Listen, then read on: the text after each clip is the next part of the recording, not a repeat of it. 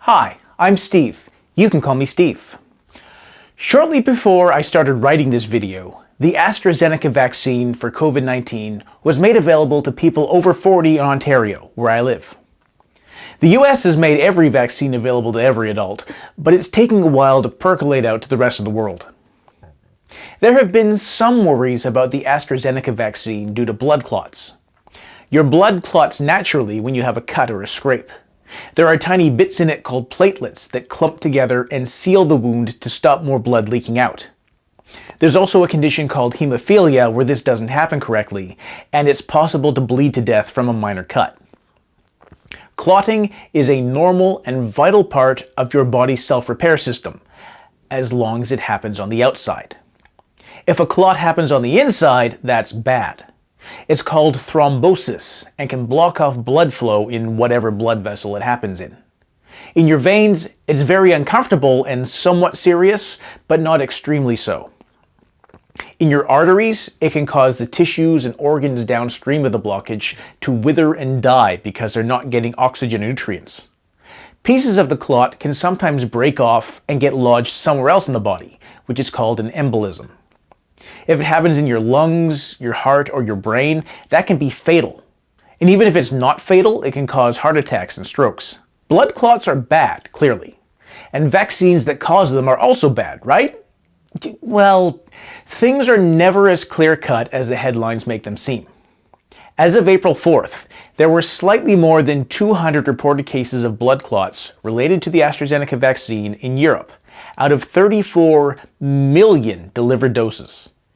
That is a vanishingly small number, about 1 in 150,000. Clinical trials wouldn't have picked that up, because they use much smaller pools of volunteers.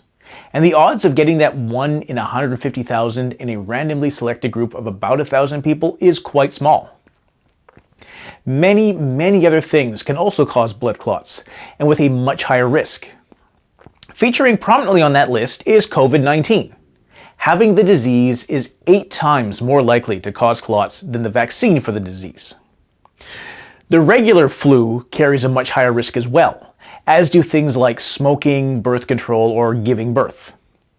The overall risk from the vaccine itself is extremely low. However, that's just looking at numbers in the general population. If you break down the reported cases by age, sex, and other factors, it becomes clear that some groups are more at risk than others. The bulk of cases appear to be in young women.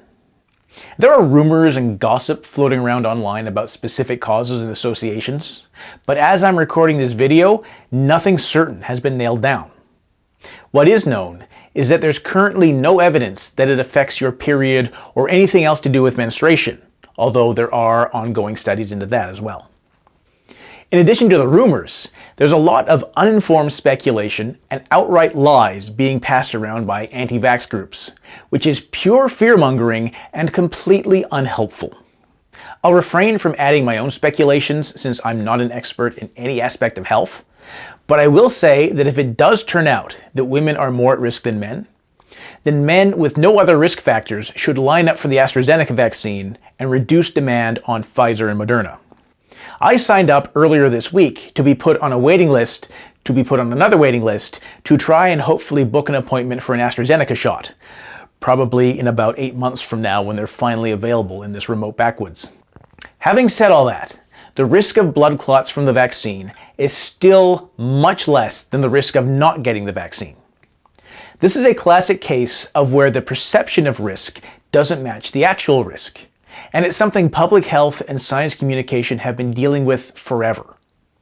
While the overall risk is very small, the media have focused on these rare cases, which means the public's attention has also been focused on these rare cases, and they've assumed an importance way out of proportion to their tiny numbers. As a species, we're just not good at stepping back and looking at the overall picture. But instead, we fixate on small or unusual aspects that don't fit the norm.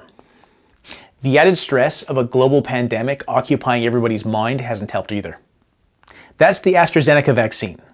While it does pose a small risk to certain segments of the population, that risk is currently not fully understood. As more information becomes available and more research is done, our understanding of that risk will improve. There will likely be changes in recommendations about who should and should not get the vaccine. This is not a sign of incompetence on the part of health authorities, but rather an example of how science works. As we find out more about something, how we deal with that something changes. This is much better than leaping to an initial wrong conclusion and then stubbornly sticking to that wrong conclusion no matter what new information comes to light.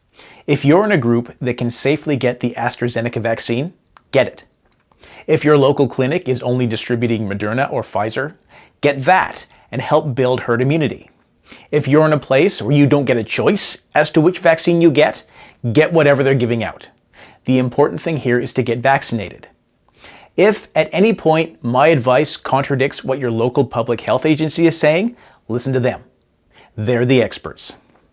Health authorities are taking these risks seriously, and they've paused the entire distribution effort of one whole vaccine over a tiny number of adverse reactions. That effort wasn't unpaused until those risks were evaluated properly and the safety was established. Anything that is currently available is safe. Thanks for watching. I've been Steve.